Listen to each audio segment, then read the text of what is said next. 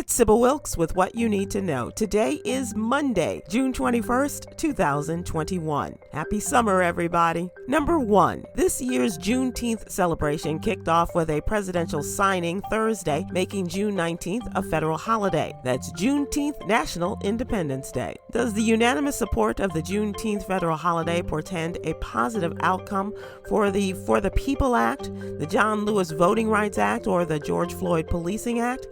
No, it does not. Barring an absolute miracle, few, if any, of the Republican senators who sponsored and or voted in favor of the Juneteenth bill expected to vote in favor of the next election or policing bills.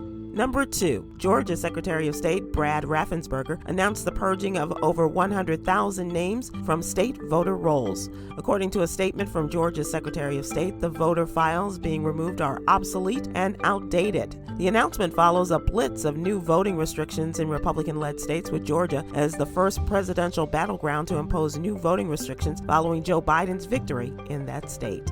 Number 3, Joshua Garza, a 43-year-old Texas man, is hoping to inspire others to get the COVID-19 vaccine after receiving a double lung transplant. The African-American Houston area man says that he had a chance to get vaccinated against COVID-19 in January, but he passed it up. Later in the month, he tested positive for the coronavirus. And doctors say lung transplants are a rare intervention for COVID-19 patients with no other options. Number 4, Springfield, Ohio police officer Amanda Rosales has been placed on paid administrative leave after she ran over a black shooting victim who called 911 for help. The man, identified as Eric Cole, died shortly after. Authorities say the officer did not see Cole lying in the street. Mr. Cole's autopsy revealed a number of injuries, including abrasions to his back and lower chest and internal bleeding. Number 5, dominated by big names like Yahoo, ESPN, DraftKings, and FanDuel, fantasy sports have caught the attention of star-powered athletes and hip-hop artists, entrepreneurs. Legendary lyricist Nas and pro athlete Kevin Durant are two of the notable investors who participated in the $10 million raise for Underdog Fantasy, the fastest growing fantasy app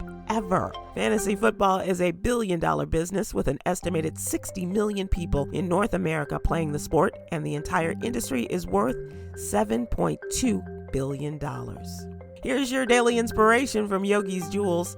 Self-care is vital, but caring for others is necessary, and that should be nurtured.